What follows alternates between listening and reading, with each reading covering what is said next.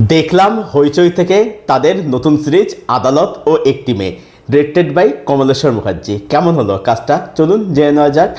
এই সিরিজের গল্প এখানে দেখানো হচ্ছে যে কৌশানী মুখার্জির ক্যারেক্টারটা, সে এক রাতে একটা পার্টিতে গিয়ে রেপ হচ্ছে, বাট যে তাকে রেপ করেছে তাকে কৌশানী মুখার্জির ক্যারেক্টারটা চিনতে পারছে না।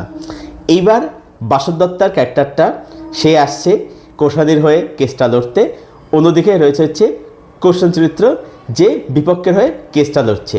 কী হয় এরপর জানতে গেলে আপনাকে হইচই থেকে দেখে নিতে হবে 7 এপিসোডের এই সিরিজটা, যেখানে এক একটা পর্বের ডিউরেশন হচ্ছে 20 থেকে 25 মিনিটের মধ্যে, বা কোনোটা তার থেকে সামান্য হয়তো একটু বেশি, ওই 20-25 মিনিট ধরে রাখেন আর কি। মানে এই সিরিজটা খুব একটা বড় সিরিজ, এটাকে কখনোই বলা যায় না। এবারে পজিটিভ দিক, নেগেটিভ দিক। আমার যে সিরিজটার মধ্যে বেশ কিছু ভালো দিক রয়েছে এবং কিছু ইস্যুস রয়েছে। প্রথমত কী কী ভালো দিক রয়েছে, প্রথম কথা হচ্ছে যে এর যে প্রেজেন্টেশন, সেটা বাংলা ওয়েব সিরিজের মধ্যে আমরা যে ধরনের প্রেজেন্টেশন দেখি তার থেকে এটা কিন্তু বলবো যে ফার ম্যাচার একটা প্রেজেন্টেশন এখানে কিন্তু হয়েছে। এখানে প্রথম কথা হচ্ছে বলবো যে কোর্টের পোর্শনগুলো কিন্তু এখানে ভালো করে কিন্তু ডিজাইন করা হয়েছে। জেনারেলি আমরা যেটা দেখতে পাই যে কি হয়, যে কোর্টরুমের মধ্যে ধরুন যে উকিল যে প্রোটাগনিস্টের কেসটা লড়ছে তাকে সবসময় মানে এমন প্রেজেন্ট করে যেন আপনার শুরুতে মনে হবে প্রোটাগনিস্ট জিতেই যাবে আর কি। অন্যদিকে যে হয়তো অপরপক্ষে কেস লড়ছে তাকে সবসময় একটা ভিলেন হিসেবে দেখানো হয়, তাকে সবসময় ডেভিল হিসেবে দেখানো হয়। সেটা কিন্তু এখানে কিন্তু করা হয়নি। এখানে আমরা কিন্তু কৌশিক সেনকেও এবং বাসব দত্তকেও কিন্তু একদম মোটামুটি সেম ইয়েতে দেখতে পাচ্ছি আর কি, এবং দুজনের টক্করটা কিন্তু বেশ ভালোভাবে আপনি এনজয় করতে পারবেন আর কি। মানে এখানে কৌশিক সেন কোনোভাবেই কিন্তু ফিলিনিশভাবে বা কোনোভাবেই কিন্তু এখানে কৌশিক সেনকে যে মানে যে প্রোটাগনিস্ট জিতে যাবে এরকমভাবে দেখানো কিন্তু হয়নি। এখানে কিন্তু একটা কিন্তু বেসিক নুয়ান্স কিন্তু বজায় রেখেছে। দেন এখানে কৌশলের চরিত্রটা যেখানে রেপ হচ্ছে, যেখানে ভিকটিম আর কি, তাকে কিন্তু এখানে একটা গ্রে শেড ক্যারেক্টার দেখানো হচ্ছে। মানে এই ক্যারেক্টার দেখা যাচ্ছে সে খুব ঠোঁটকাটা, সে মানে মানুষকে ভীষণভাবে ইনসাল্ট করে দেয়, সে পার্টিতে যাচ্ছে, সে ড্রিঙ্ক করছে, কিন্তু এটাও দেখাচ্ছে যে একটা মেয়ে পার্টিতে যাচ্ছে বা ড্রিঙ্ক করছে মানে সে যে সবার কাছে অ্যাভেলেবল হয়ে গেছে তা কিন্তু নয়, বা সে একটা ভিকটিম বলে যে সে সব দিক থেকেই সে একদম মানে কি বলবো যে মানে সাফসুতরা, মানে সাফসুতরা বলতে চাইছি যে ধরুন এই যে তাকে যে ঠোঁট কাটা, সে মানুষকে বলছে ইনসাল্ট করে, অসম্মান করে, এই আমি বৈশিষ্ট্যগুলো বলতে চাইছি। যে সব দিক থেকে সে একদম পারফেক্ট তা কিন্তু একদম কিন্তু নয়, সেও কিন্তু গ্রেশেড ক্যারেক্টার দেখানো হয়েছে এখানে আর কি। ইনফ্যাক্ট এখানে দেখা যাচ্ছে প্রতিটা চরিত্র কিন্তু এখানে কিন্তু অ্যাকচুয়ালি গ্রেশেড ক্যারেক্টার, মানে আমরা সবাই গ্রেশেড ক্যারেক্টার এখানে দেখানো হচ্ছে আর কি। তো এই বেসিক লেয়ার্স বা নুয়ান্সগুলো কিন্তু সিরিজের মধ্যে আমরা দেখতে পাই, এবং সেটা যে নোটে শেষ হচ্ছে সেটা কিন্তু বলবো যে অবশ্যই কিন্তু বেশ ভালো একটা কিন্তু ভালো বার্তা মেসেজটা কিন্তু প্রোভাইড করছে, এবং বলবো যেটা ভালো হচ্ছে সিরিজটা কিন্তু গল্পটা এখানে কিন্তু এন্ড করে দেওয়া হয়েছে। এখানে যারা যারা অভিনয় করছেন তারা তাদের জায়গায় বলবো যে বেশ ভালো অভিনয় করেছেন। পার্সোনালি আমার এই সিরিজের মধ্যে সবথেকে ভালো অভিনয় মনে হয়েছে বাসব দত্তা এবং কৌশিক সেনের, দুজনেই তাদের চরিত্র অনুযায়ী খুব ভালো কাজ করেছেন। এছাড়াও এখানে রাহুল অরুণোদয় ব্যানার্জি, ওনার একটা ক্যামিও রয়েছে, তিনিও কিন্তু তার জায়গায় বলবো যে বেশ ভালো কাজ করেছেন।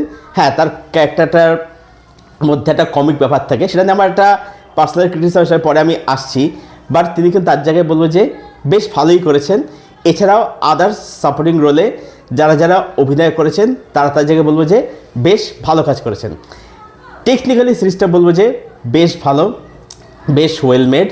এর মেকিং বলুন, ক্যামেরা ওয়ার্ক বলুন, বিজিএম বলুন, সেগুলো কিন্তু বলবো যে অবশ্যই কিন্তু বেশ ভালো।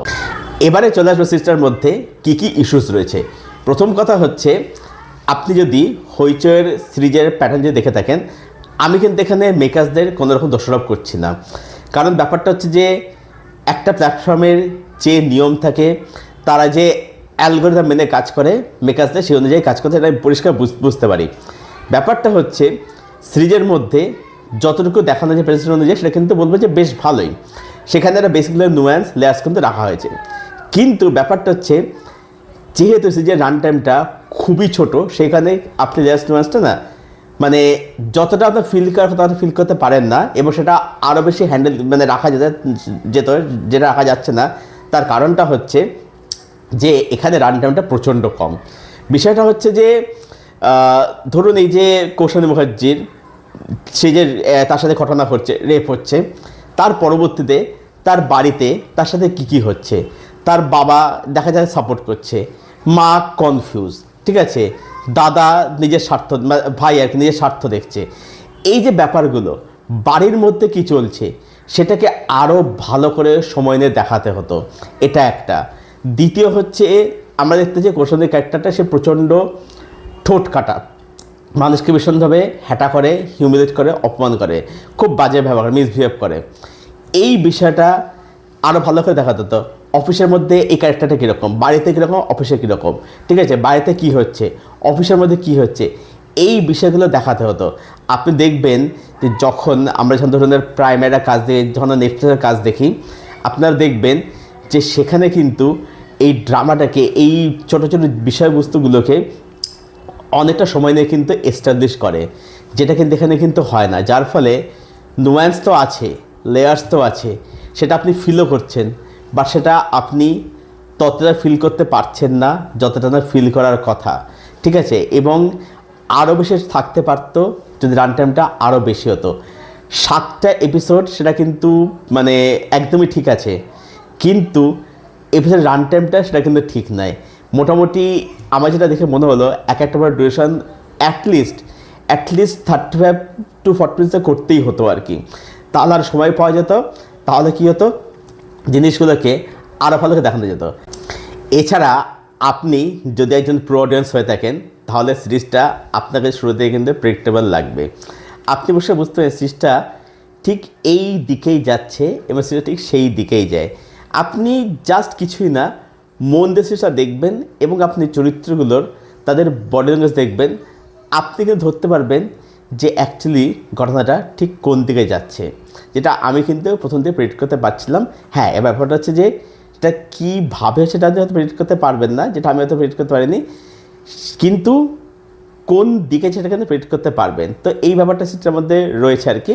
কিন্তু অ্যাকচুয়ালি বলবো যে হ্যাঁ, প্রেডিক্টর বিটসে হাঁটলো, যেহেতু প্রেজেন্টেশন ভালো, যেহেতু মানে ভালো পারফরমেন্স সবাই ডেলিভার করে, সেখানে দেখতে আপনার ভালো লাগছে। তো ওভারঅল এটাই বলবো, আদালত ও একটি মেয়ে এই সিরিজটা আমার জন্য ওয়ার্ক করেছে, আমার সিরিজটা বেশ ভালোই লেগেছে। তবে সিরিজটা আমি বলবো যে আরও বেটার করে যেতে পারতো, যদি মানে আরও বেশি করে সময় পেত সিরিজটা, যদি আরও বেশি রান টাইম যদি পেতো, সিরিজটা আরও বেশি কিন্তু ভালো হতে পারতো। তো সব মিলিয়ে আমার জন্য সিরিজটা ওয়ার্ক করেছে, সিরিজটা আমার ভালো লেগেছে। সব মিলিয়ে সিরিজটাকে আমি রেট করছি 7.5 out of 10। এটাই ছিল আমার রিভিউ আদালত ও একটি মেয়ে সিরিজটাকে কেন্দ্র করে।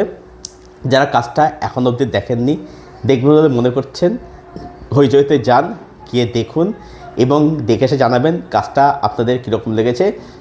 আর যারা কাজটা দেখে নিয়েছেন তারা জানাবেন কমেন্ট করে কাজটা আপনাদের কীরকম লেগেছে। আপনাদের কোনটার উত্তর আমি অবশ্যই দেব।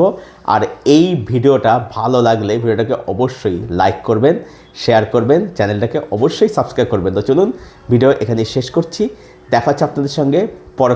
Till then stay best, stay then, keep watching good content.